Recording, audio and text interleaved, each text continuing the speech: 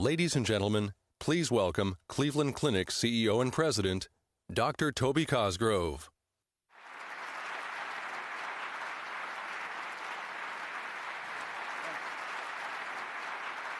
Well, good afternoon, and thank you very much for coming.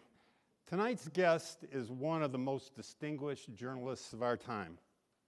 Tom Brokaw is one of the most familiar faces and voices in America. As managing editor and anchor of NBC's Nightly News, he wrote a rough draft of history for 21 years. Tom Brokaw was born and raised in the small towns of South Dakota. His father was an engineer who built dams. His mother worked in the post office. He has spoken and written about drifting during his early college years. A stern letter from his future wife, Meredith, helped him regain his focus. We all know about those. He graduated from the University of South Dakota with a degree in political science, and while watching NBC News team Chet Huntley and David Brinkley, he was inspired to become a journalist. He joined NBC in 1966. His early career included reporting on civil rights movement, the assassination of Bobby Kennedy, and the Watts riots.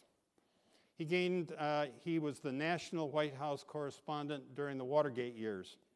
In 1983, he became the sole anchor of NBC News, the #1 newscast. Today, he continues as NBC's News as a special correspondent and documentary producer and commentator. Tom Brokaw's list of journalistic firsts is a very long one. It includes newsmaking interviews with Mikhail Gorbachev, Vladimir Putin, and the Dalai Lama. He's the only person in NBC history to host the Today Show, NBC Nightly News, and Meet the Press. He has produced 25 documentaries on everything from gangs to Bill Gates. His broadcast of the 9/11 attacks and their aftermath was the most watched of all American newscasts. In 1998, he became a renowned best-selling author. His book, The Greatest Generation, honored those who fought in World War II. The title of his book has now become part of our language. Since then, he has written 3 other bestsellers, most recently Boom, The Voices of the 60s. His work has earned him dozens of Emmys, including a Lifetime Achievement Award. He has 2 Peabodys and DuPont Awards for journalistic excellence. His articles have appeared in The New Yorker, Washington Post, and most importantly, Sports Illustrated. Tom Brokaw is a fellow of the American Academy of Arts and Sciences, the first journalist to win the U.S. Army's George Marshall Medal.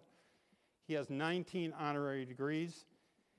His late colleague, Tim Russert, once said, "Tom has the feel of the country. His toes are in the dirt. It is who he is." He has been described as a great American storyteller. Walter Cronkite recently said, "He is a journalist who is at the very pinnacle of his profession." Please watch this video, which highlights some of his firsts. I'm Tom Brokaw reporting. This is Tom Brokaw reporting. People say from my earliest age on, I was a chatterbox, going around town, finding out what was happening, coming home at night at the dinner table, telling people about it, or even stopping strangers on the street to tell them about it. So television at that time for me was a powerful, powerful medium. And the power of television is that it gives us a common place to turn to. And I'm very much aware of our role. I'm constantly thinking, what do they need to know? What is it that I'm not telling them? What can I do to put this in some kind of a context? Yes, sir. Mr. President, Tom Brokaw of NBC News. Everybody can see the pictures. Let me try to say something about those pictures that will give them added meaning to the viewers. Good evening, live from the Berlin Wall. I think that's the biggest challenge that we have. My best friends through life have been journalists. I think I find them as a class to be the most interesting and unpredictable and most involved in what is going on in life share common values. So my friends generally have been journalists, both print and electronic. When you're a journalist, and especially when you get to a certain level, it's a license to just go chase your curiosity. And that's a real privilege. I could not have imagined that I would get to as many places as I have.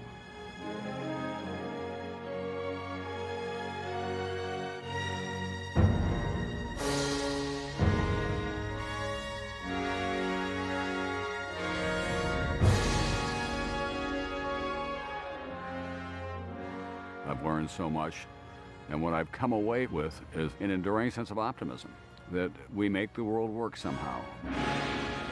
I'm Tom Brokaw.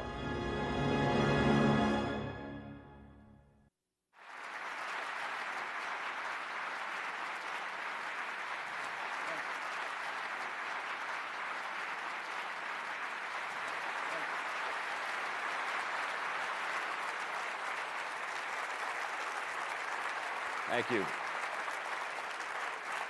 Thanks, Toby. That was very nice and very complete. The only thing you left out was my cholesterol count. So I'm very happy to be here, and I'm very happy to have Toby share with you my hair history here on the large screen. It's a little unnerving to look back and see, as my children always point out, Dad, you used to be a lot slimmer than you are on those later pictures. But it is still, for me, a kind of out-of-body experience to realize that I could grow up in the working-class towns of the Great Plains and find my way to all those front-row seats as history unfolded around us. Now, let me just say at the outset how happy I am to be here in Cleveland. You've got some weather. We've got some weather in New York as well. And things were not completely on schedule. I raced out to LaGuardia today. One flight had been canceled, and I turned to one of the ticket agents, and I said, listen, I've got to get to Cleveland in the worst possible way. And he said, well, that would be Continental Airlines, sir, right down there.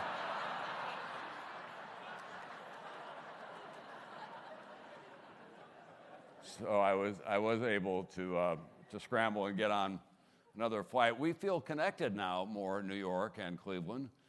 Because, as you probably know, they've opened a branch of the Rock and Roll Museum in Lower New York. We're very happy to have that there.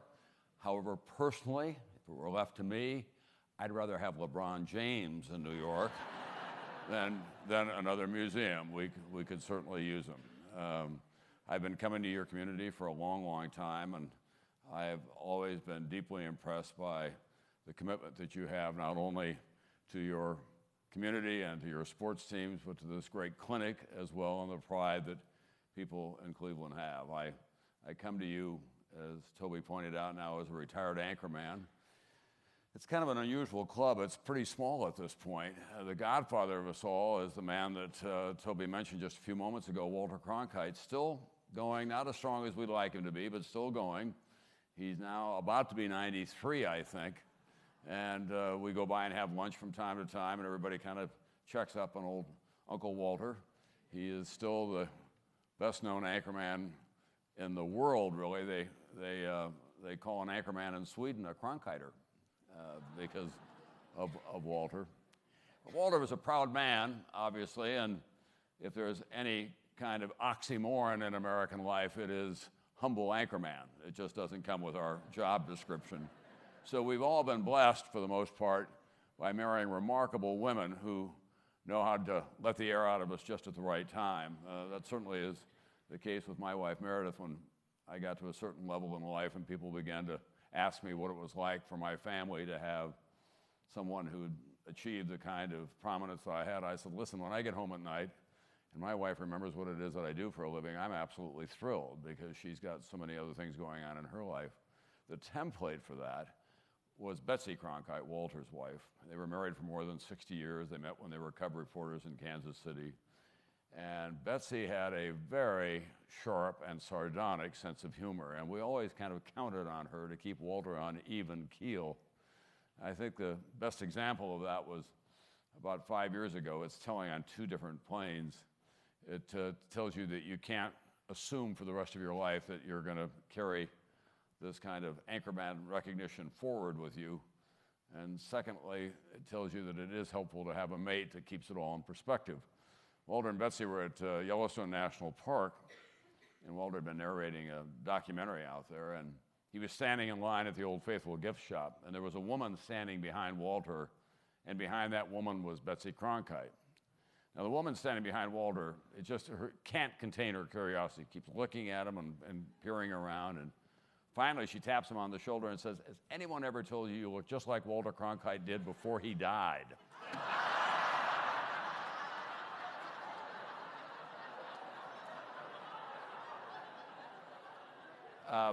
Walter turns around, proud man, kind of begins to rump, clear his throat. Now the woman's in a mild panic. She turns to the woman behind her, not knowing who it is, and says to Betsy Cronkite, "Walter Cronkite is dead, isn't he?" And Betsy had a wonderful, crooked little smile. She looked off to the left a little while, and then she turned back and looked at the woman. She said, "You know, if he isn't by now, the old boy probably ought to be." And left it at that. I thought it might be helpful if we had more of a conversation rather than a lecture here tonight, because I have been thinking as a citizen and as a journalist a lot about where we are now at the beginning of the 21st century. I've been thinking about it in the context of my own experiences as someone who grew up and has lived all over this country and traveled the world and been able to look back at America. I've been thinking about it as a journalist who's been in all these intersections now for the past 46 years, starting in small towns in Iowa and then Omaha and Atlanta and Los Angeles and Washington and New York, and then all the capitals around the world and some of the most terrifying places that you can imagine on this globe. And then, of course, my experiences in writing about the greatest generation first, that generation that came of age in the Great Depression when everything was about sacrifice and deprivation and not much hope. That generation that when they got to their late teens were asked by their commander-in-chief to go thousands of miles across the Atlantic and thousands of miles across the Pacific and fight the largest single war in the history of mankind. Fought on 6 of the 7 continents, all the seas and all the skies. Before it was over 50 million people had perished. And the United States led its allies to a victory that literally saved the world. And then I wrote a book 2 years ago called Boom, speaking of the 60s, about that tumultuous time that came upon us so swiftly in 1967, 1968, in which we had nothing less than a countercultural revolution in this country, in which so many of the values that we took for granted and held dear were challenged by the baby boomers who came along, were impatient by what they believed to be the rigidity of their parents in terms of how the institutions of marriage should be carried out, what the meaning of education was, what the meaning of commitment to government and the other institutions in our life. A generation that really felt betrayed by a government that was waging war in a far-off jungle in Southeast Asia at a terrible cost to this country and failing to share with this country the truth of what was happening on the ground there. A generation as well of young women who were determined to take their place in the front ranks of opportunity in this country.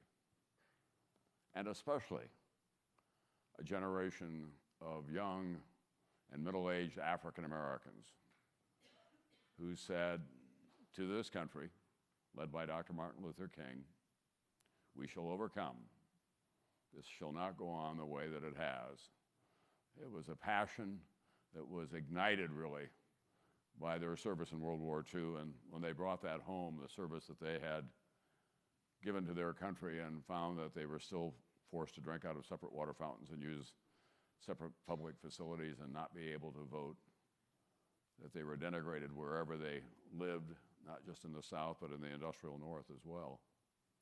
Dr. King led a great crusade, and the essence of it was the moral component of nonviolence backed by the rule of law. And he liberated this country. He liberated this country, black and white, from the strictures of racism. And we're a far, far better society now as a result of that. But there are other consequences of the 60s as well that were not so beneficial. We became deeply polarized. People began to say that the personal was political, and they began to organize their political interests around their most deeply felt and sometimes narrowly cast political interest. And it led to a long period of polarization. And it also led to a long period in our political culture of people worrying only about how I can get power, not how I can use it wisely. And so we've been through a lot, just in my lifetime. And now we're facing a new challenge. It's real. It won't be easily resolved. It will demand the profound attention of all of us. I think the two best summaries I've heard about what we're going through right now, from an economic point of view, it's not a cycle, it's a reset.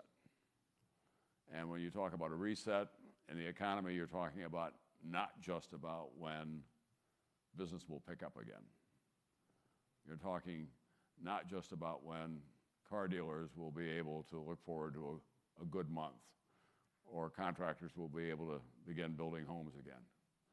You're talking about a reset in attitudes about our economy, about fundamental values that we seem to have lost sight of in the last 10 years or so, and they're playing out on the front pages of our newspapers in your own communities.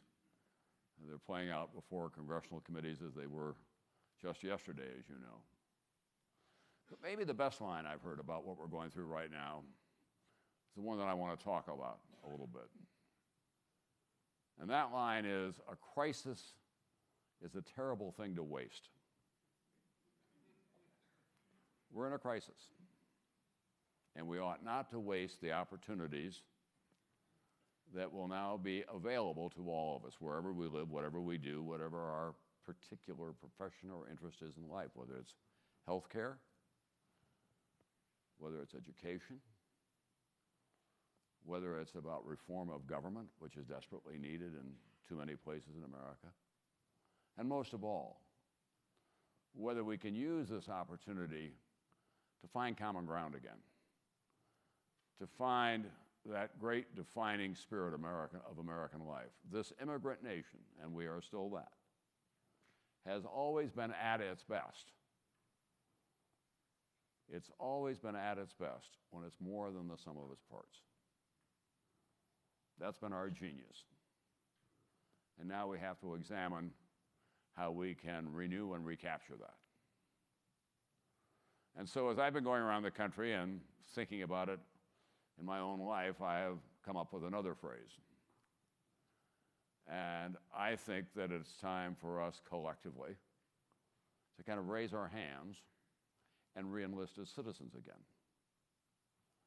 Because to get through this immediate period and to prepare for the future will require the best efforts of all of us.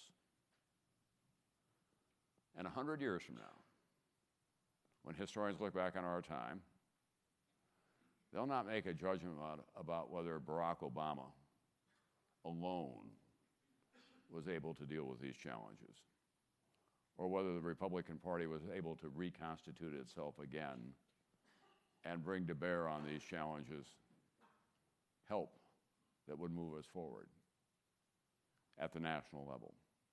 Historians will look back on this time on our role, what we did.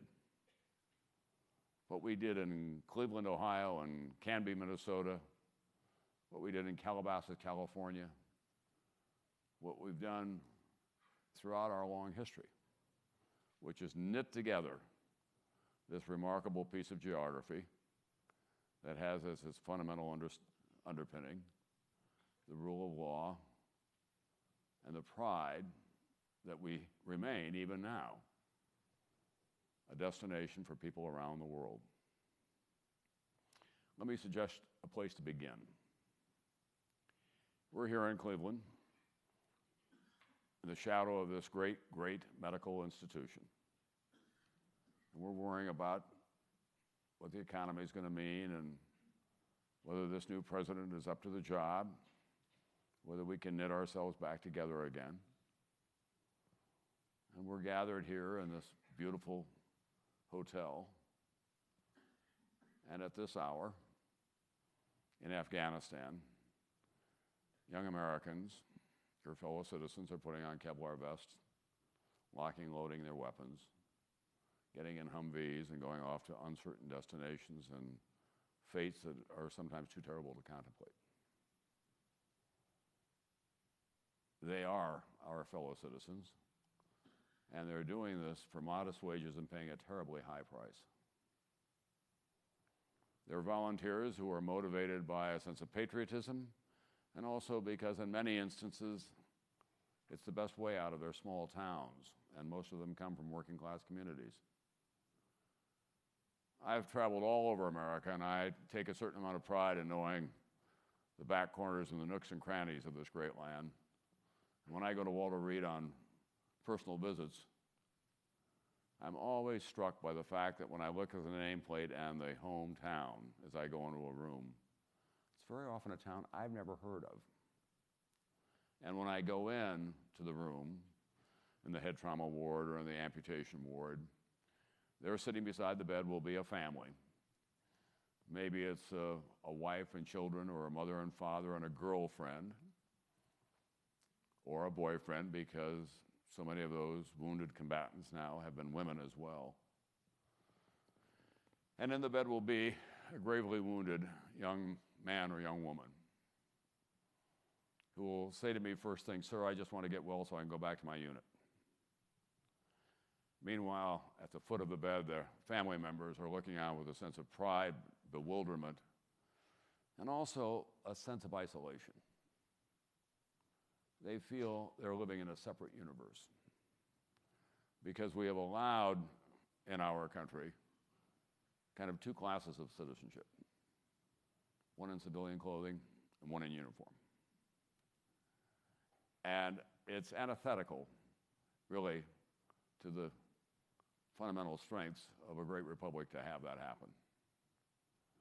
And so when I make these kinds of appearances, say to these audiences, as I'm saying to you, however you feel about Iraq or Afghanistan or the place of military now in this war against Islamic rage, there's every good reason to hate how it's been executed.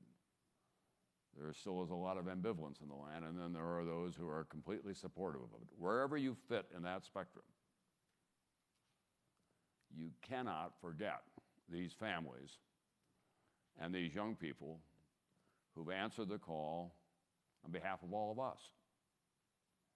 The families sit at home at night and wait for the phone call they hope will never come, dread the car that drives into the driveway with military plates on it.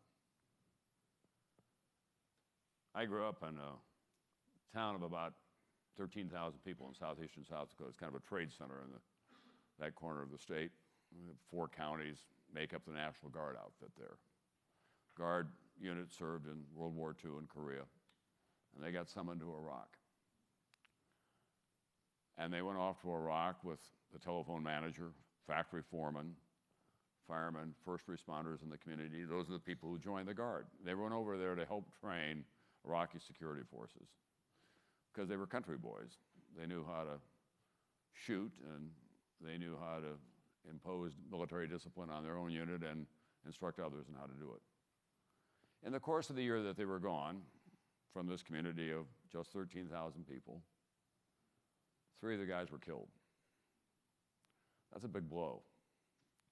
And one young man was all but mortally wounded. He suffered a severe head trauma wound. He's blind and almost incapable of any verbal communication. Only his wife can really understand what he's talking about, and physically unable to move on his own. He now comes back to the community. The nearest VA hospital is 80 miles away. This town will take care of him for the rest of his life. And it's not unique to Yankton. This is going on in working class communities all over the country. Because the consequences of war are always that we have the wounded who come home and are with us. And so when Corey came back home, I immediately got a number of calls from friends that I still have there. Meredith and I have been gone for 46 years. They think we're going to move back any day now. We feel very attached to them for a variety of reasons. And the newspaper publisher called me and said, look, it turns out that Corey and his wife were living in a small home that my parents had built, but it was ill-suited to his injuries, and they could not continue to live there. And the newspaper publisher said, we're going to have to build them a new house. We don't know where to begin. And I said, well, we'll build them the house. It's the least that we can do. You set up a foundation, we'll take care of the house. Called me the next day. Said, that's not right.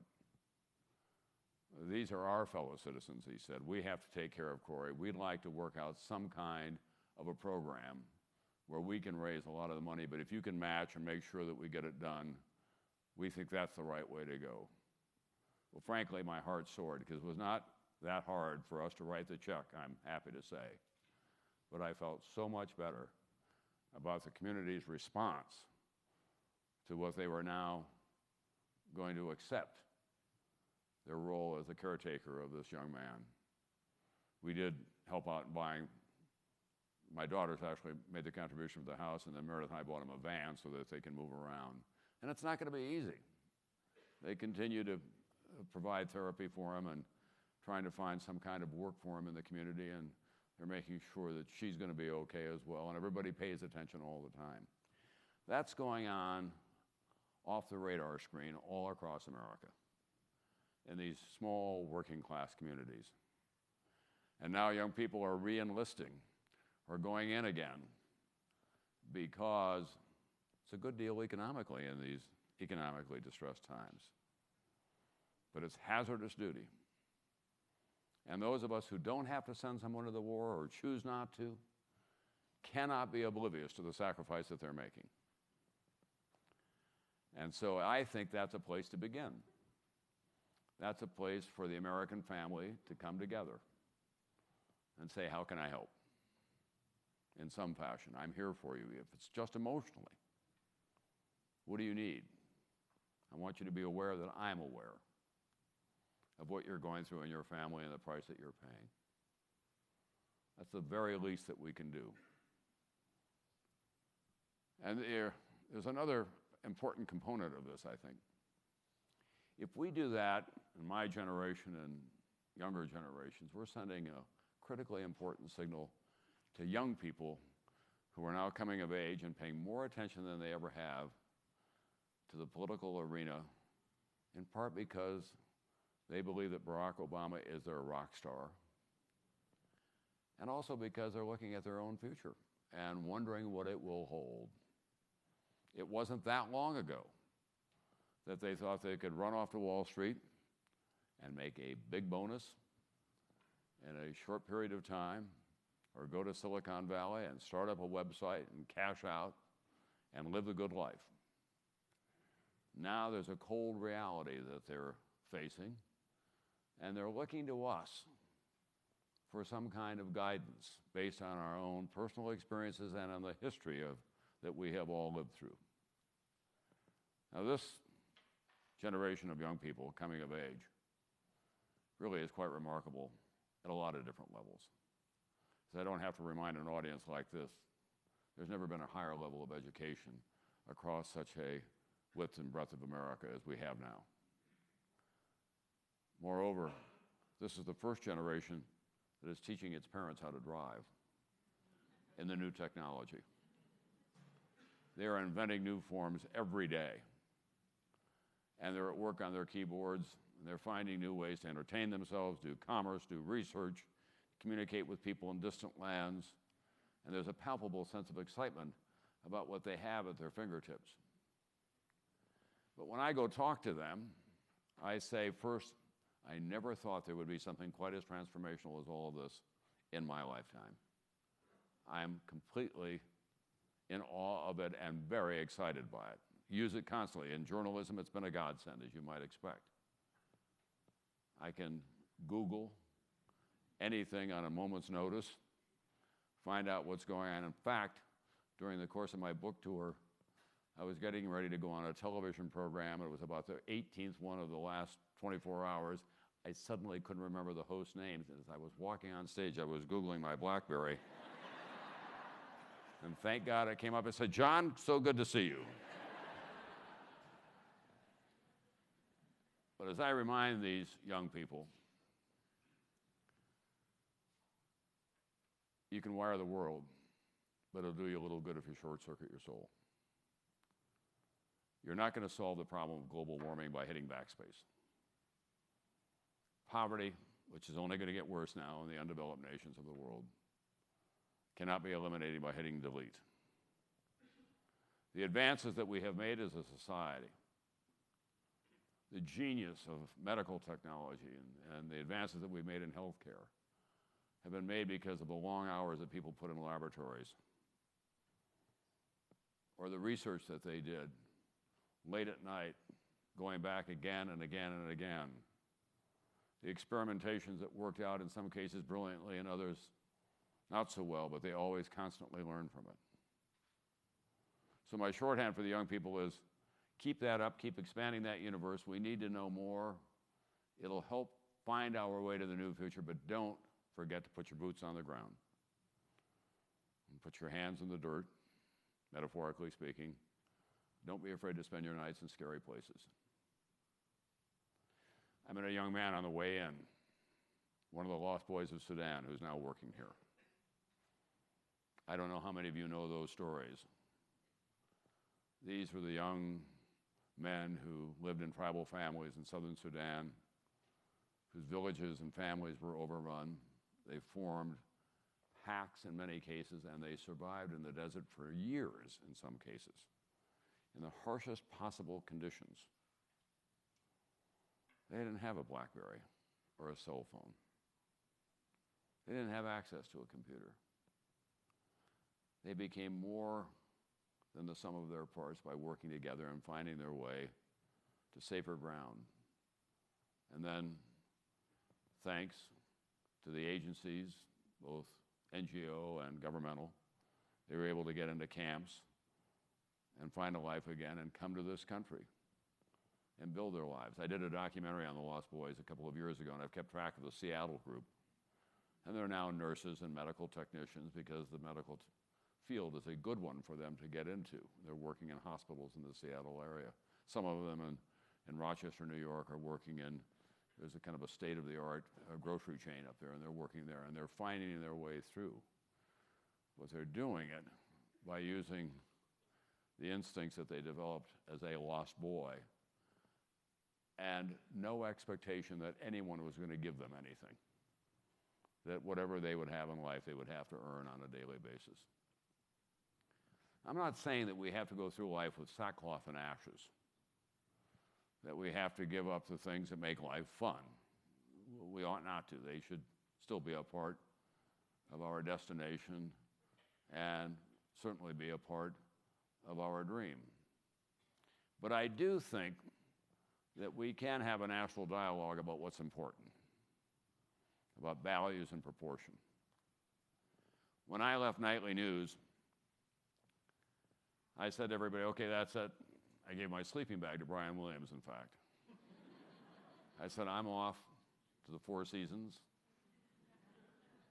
or a little daiquiri on a veranda in the tropical sun. 4 weeks later, I woke up in a cargo container in Pakistan, Kashmir, in the middle of the earthquake. I just couldn't resist it.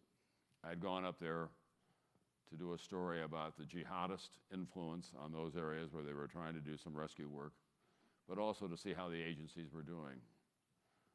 And I was attached to some people from AID, the American International Development Corps, that's part of the State Department, and some U.S. Army people, and I was sleeping in a cargo container, and I got up at 4 in the morning to go out and get some coffee. This young man from South Carolina came out. We started talking. I said, how long have you been here? He said, been here 8 weeks. And we started sharing some life stories, and both discovered we'd gone to undergraduate school in the 6-year plan, not on the 4-year plan. And I said, tell me what it's been like. And he said, oh, I've been living in these mountaintop villages where they have nothing. And it's a long mule ride or a long hike, sometimes a day or 2 days, just to get them fundamental supplies. And he looked at me, and the sun was coming up in the Hindu Kush, and he said, I wouldn't be anywhere else in the world, Mr. Brokaw, than right here. I had on the way in today an email from a mutual friend of mine that I actually played ball against back in high school, and we've stayed in touch for 50 years. And he said to a young man a couple of years ago who was doing some work out in Afghanistan, building schools for kids based on an experience that he had as an injured climber. The young man wanted to build schools, and he said, I don't know how to raise money. I'm going to send out letters to 1,000 people. My friend said, send one to Brokaw. So he did, and I've done some climbing, and we had just enough common roots because his football coach had turned out to have been mine. So I sent him a check for $100. I was the only one who answered his letter. $100. His name is Greg Mortensen. He's written a book called 3 Cups of Tea. It's become an international inspiration. He's educating more than 30,000 students now in Afghanistan. He's done this with $100 from me and then collecting them from churches and other places. And he recently gave a briefing to the chairman of the Joint Chiefs of Staff, because the people on the ground in Afghanistan think he's doing the best job in winning hearts and minds. It's that kind of an investment personally that makes a difference. And finally, let me just share 2 other stories with you, if I can, from the generations that I wrote about. When I wrote The Greatest Generation, it really began on the 40th anniversary when I walked the beaches with those men with their wives standing off to the side, clutching their pocketbooks and their tight little permanents and their bandanas pulled down over their hair out there in the windy English Channel. My God, these are the people who raised me. These are my parents and my aunts and uncles and, you know, the merchants on Main Street, the coaches and the teachers. And I don't know anything about what they went through because they never talked about it. So I started collecting these stories and trying to pull them out of people, and I had a terrible time actually getting a lot of stories out of folks because they say, no, you don't want to talk about me. You talk about my buddy. You know, he lost his life, or he lost a limb. I've had a good life. I just did what was expected of me. I managed to pull together stories across a wide range of experiences. The book, to a far greater degree than I could possibly have anticipated, was enormously well received. So when it was finished, one of the principals in the book came to me and said, you know, there's a story I didn't tell you, Brokaw. Thanks a lot. You know, we spent a lot of time together. I know, but it seemed, I don't know, I just didn't want to go there. I said, well, what's the story? And he said, well, you know, I was a poor kid from northern Kansas, lived in a little tiny town, and we had a house, but we lived in the basement so we could rent out the upper floors. My dad worked at the granary. This young man was he was a superb athlete. He went to the University of Kansas on a 3-sport scholarship, football, basketball, and track. And when you see pictures of him from that time, he looks like a Greek Adonis. He joined the 10th Mountain Division, and the day after Roosevelt died in 1945, he led an assault on a heavily entrenched German position in the mountains of central Italy, and a German machine gunner opened up on him, and he was gravely wounded all down his right side, and his comrades didn't think he would live all the way down the mountain, and the first doctors who looked at him said he'll never walk again. They got him back to Battle Creek, Michigan, where there's a big VA hospital, and he found himself in a small ward. In the bed next to him was a young Japanese-American citizen whose family had been living in Hawaii since the late 1800s. And when Pearl Harbor happened, this young man had rushed down to the harbor to patch up his fellow citizens and to curse at the Zeros flying overhead. But then he began to hear that his aunts and uncles and cousins on the mainland were being shipped off to internment camps, even though they too had been citizens for a long time. And so he volunteered for the 442nd, which became the most heavily decorated battalion in European theater in World War II. All Nisei, all Japanese Americans. And he stood on the dock to leave for war, and his father said to him, you may have to die for your country. This country has been very good for us. And if you have to die for it, it will be a great honor to our family. He lost his arm saving, almost by himself, a Texas National Guard outfit. Should have gotten the Medal of Honor immediately, got the Silver Star because he was Japanese American and racism was still far too rampant in America. In the third bed was a young man of wealth and political influence in the greater Detroit area. And they would lie awake, and he was wounded on Utah Beach. He could have gotten out of combat, but he wanted to go. So these three young men would lie awake at night. Now think of what they'd been through. How easy it would have been then for them to say to each other, I'm going home, put down my arms, and I'm going to worry about me. I'm just going to worry about making some money or having a good time, and I'll worry about my family. And as they tried to heal their bodies, they would talk about what they were going to do with their future. And they came to the common conclusion that given what they'd been through, that public service would always be an important part of their lives. And they had a reunion in the United States Senate. It was Bob Dole of Kansas, who was a Democrat when he got out of the war, was a Republican when he got to Washington. And Danny Inouye of Hawaii, another Democrat, and the late Phil Hart from Michigan, for whom the Hart Senate office building is named. He was a man who was known as the conscience of the Senate. I always think of those three as being emblematic in many ways of that time. Tuesday of this week, I was at Arlington National Cemetery. I was there for the burial of a woman by the name of Martha Putney. Martha Suttle. She started life in a small town in Pennsylvania, African American. She wanted to be a teacher, but in her hometown, Black Americans had one career choice. You're going to be a domestic in the white folks' homes. So she said, I made a deal with the devil. I made a deal with a Republican congressman. My family thought I had betrayed them, but he promised to get me into Howard University if I would help him turn out the votes. And so I did, because I knew I had to get out of this town. She went to Howard and got a degree and then got a master's degree and still couldn't get a job as a teacher. So when the war came along, Martha said to herself, this is going to change our country. It's going to change the world. I want to be a part of it. And she became one of the first African Americans to get a commission. She was in the Women's Army Corps, training medical technicians at Fort Des Moines in Iowa. But of course, the base was heavily segregated. Blacks would use the pool one day, whites another, for example. Martha said, that was okay. I wasn't happy about it. I was trying to change it. But when I looked up, she said, and saw that German prisoners of war who were officers were being welcomed into the base officers club, and I couldn't go, I said, this is where I'll make my stand. She's 5 feet tall and weighed maybe 95 pounds. It got all the way to Eleanor Roosevelt, and they integrated the base. She had a lot of other episodes like that, and when she came home, it would have been easy enough for her to just whine and say, look, I wasn't treated well. I'm going to demand reparations in some form from my country.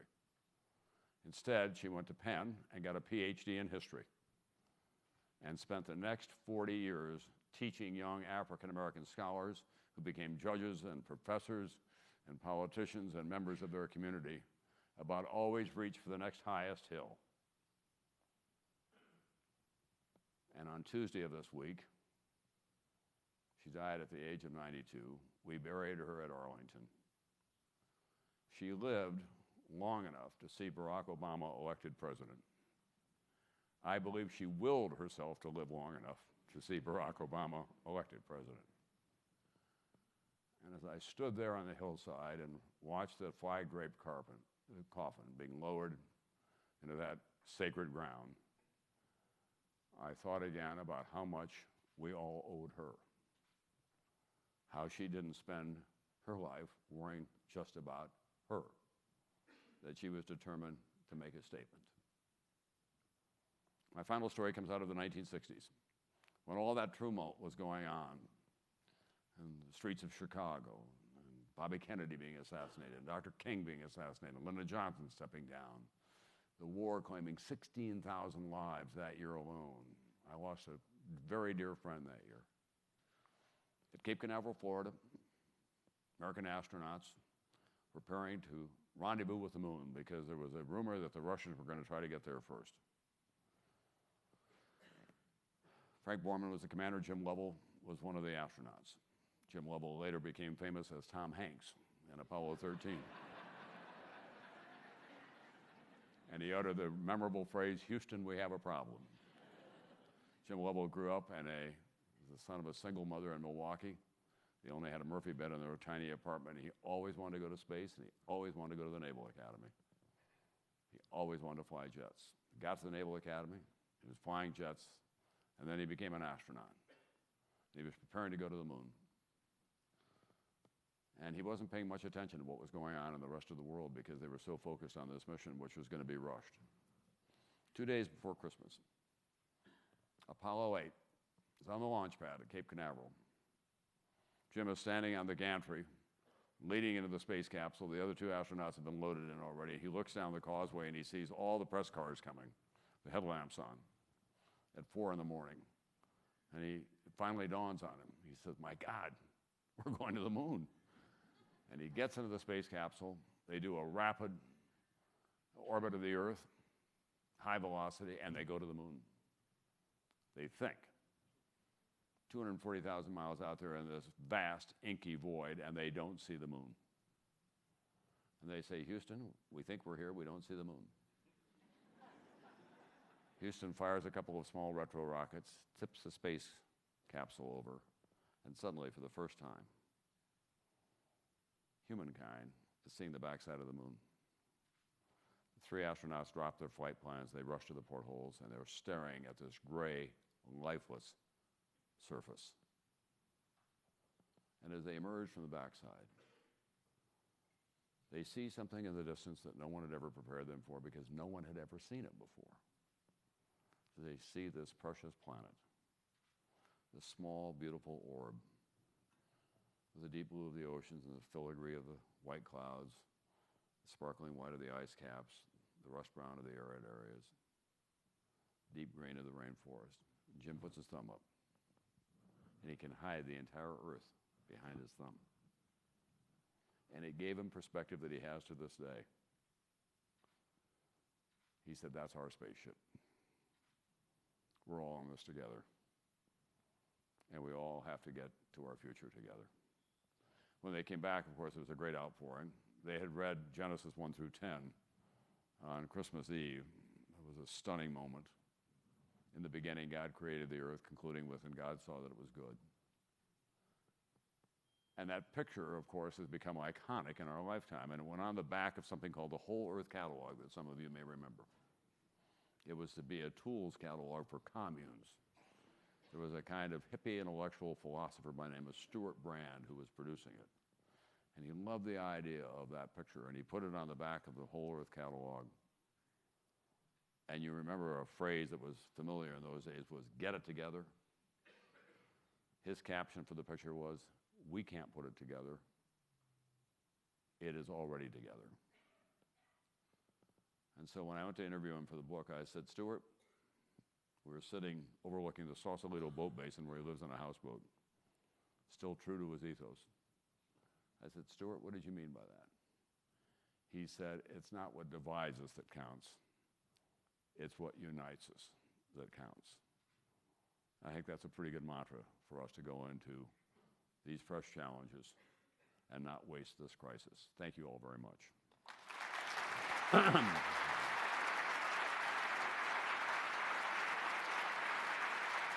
Thank you.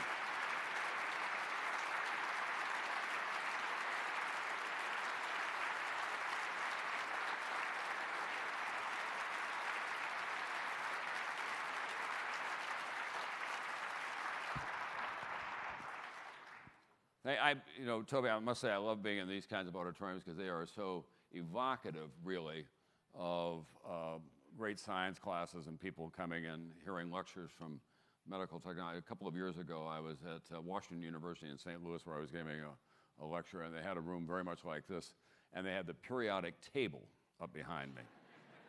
And I turned and looked at it for a long moment, and turned back to the students and said, "That's the reason I'm a journalist, actually." Questions? Yes, Mr. Brokaw, having been a journalist since 1960s, what person or story sticks with you the most and why? You know, I'm often asked that, and when I see those videotapes of me walking alongside presidents or interviewing Gorbachev or being at the wall, those are obviously big punctuation marks in my career and my life. But honestly, the stories that I love most of all involve people who showed uncommon courage in the face of uncommon circumstances and didn't expect any recognition for it. And I think that's what drives journalists. I think that we always feel that we're there in many ways to represent the unrepresented.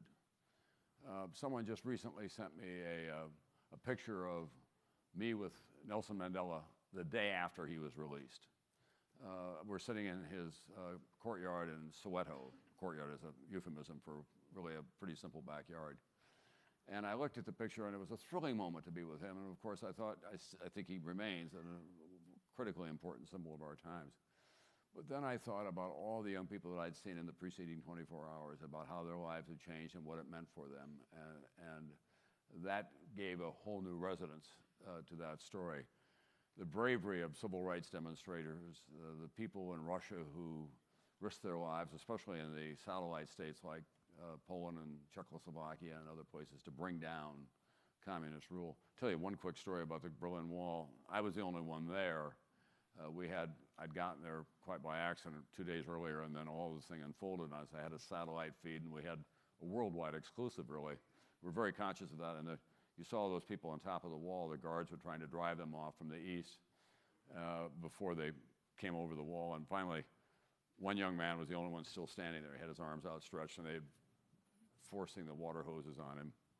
And I said to one of my producers, go over and get him. He's the symbol of the new post-communist world. This brave young man. And my producer came back, kind of doubled over and laughed, and he said, it's not what we think. And I said, what do you mean? He said, well, it turns out he's a drunk who's been living over here in the forest. And he said he hasn't had a shower in 2 weeks, and he's very happy to be hosed down. Yes, ma'am. Yes. Mr. Brokaw, my name is Priya Ananthakrishnan, and I'm a surgeon here. Thank you so much for speaking to us today. My question is, in today's news, there seems to be a trend for journalists to promote an agenda. For instance, you have Fox News on one side, MSNBC on another side. Do you see this as happening more frequently, and is this a good thing or a bad thing? Actually, it does get a lot of attention. That's always the case, and it's getting attention in part because it's a relatively new phenomenon to have these well-defined political ideologies imposed on cable.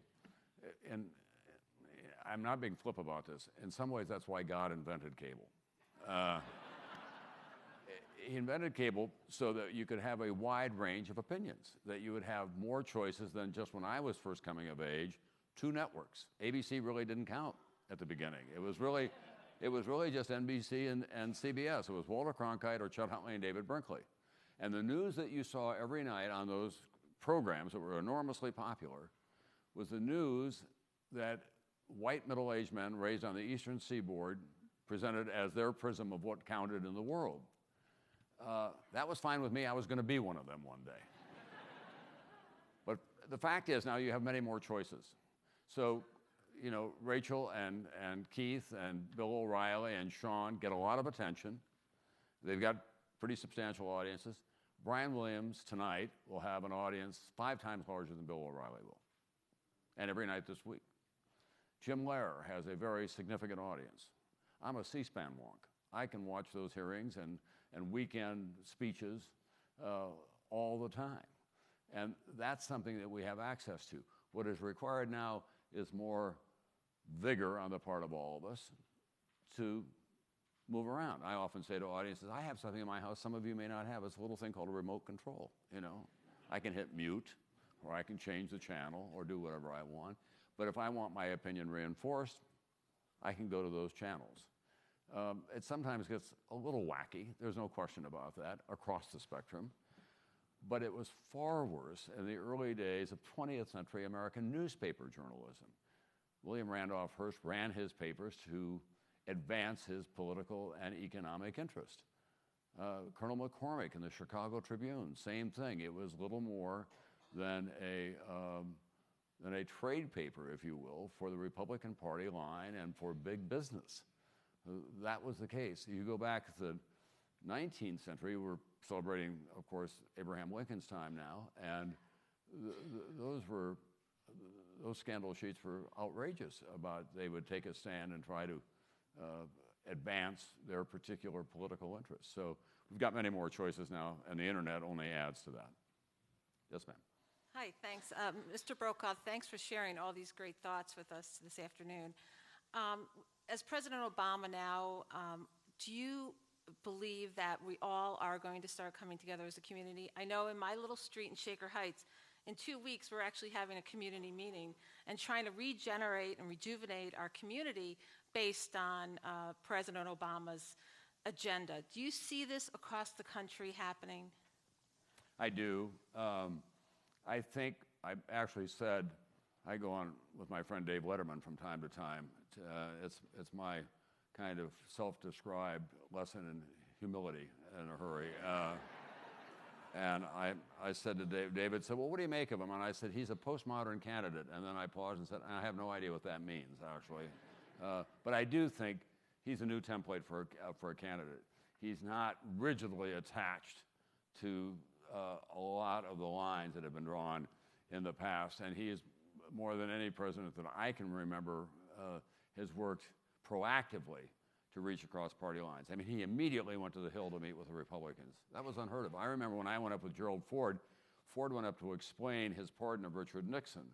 And it was a historic event for a president to go up Pennsylvania Avenue and answer questions from the Hill. So I do think he is a new kind of candidate. He does have real communication skills, but as the last 3 weeks have demonstrated, it's one thing to be a candidate, and it's another thing to be president. And this is I'm sorry to use such a cheap sports cliche, but this is welcome to the NFL, Mr. President. It's a tough job. Last question, I'm told. Mr. Brokaw, there's been talk of bringing ROTC back to college campuses. Could you give us your opinion of that, please? I think it's a very good idea. I think there's no reason why you should not have a choice of deciding whether you want to get military training to go with your academic life. I grew up in the era of ROTC, and to the chagrin of many of my friends, I was the outstanding Air Force ROTC cadet at the University of Iowa, and the Air Force would not be what it is today if I had chosen it as a career. I can promise you that.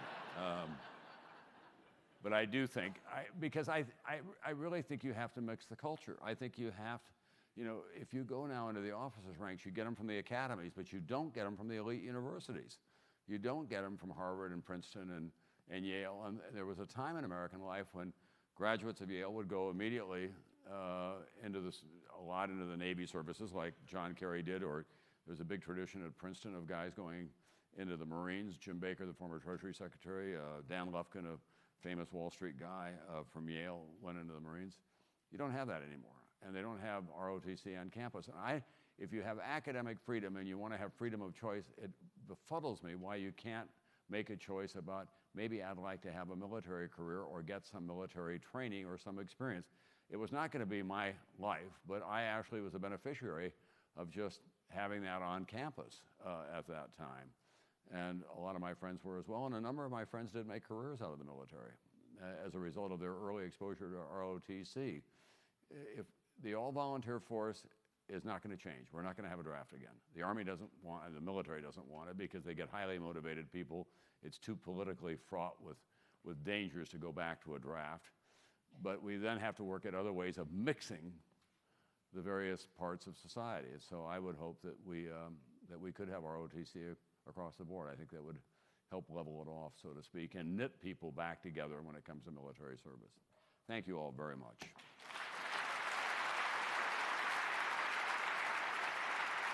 Thank you. Okay, my pleasure. Thank you. We're going here. We're going.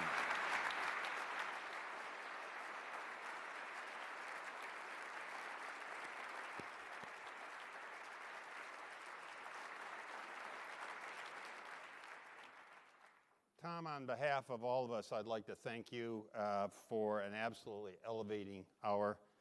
You are a great storyteller. But I have the podium now, and there's a story about you that I think that I should tell. We have a mutual friend, and I was talking with you about him about a week ago. And you and I agreed that he was the most generous individual that we knew. Subsequently, I spoke with him. At that discussion, I shared with him our mutual agreement about his generosity, and he turned back to me and said, of all the people that he knew, you were the most generous. And I think you have shown your generosity today by coming and sharing your experience with us, and we'd like to thank you.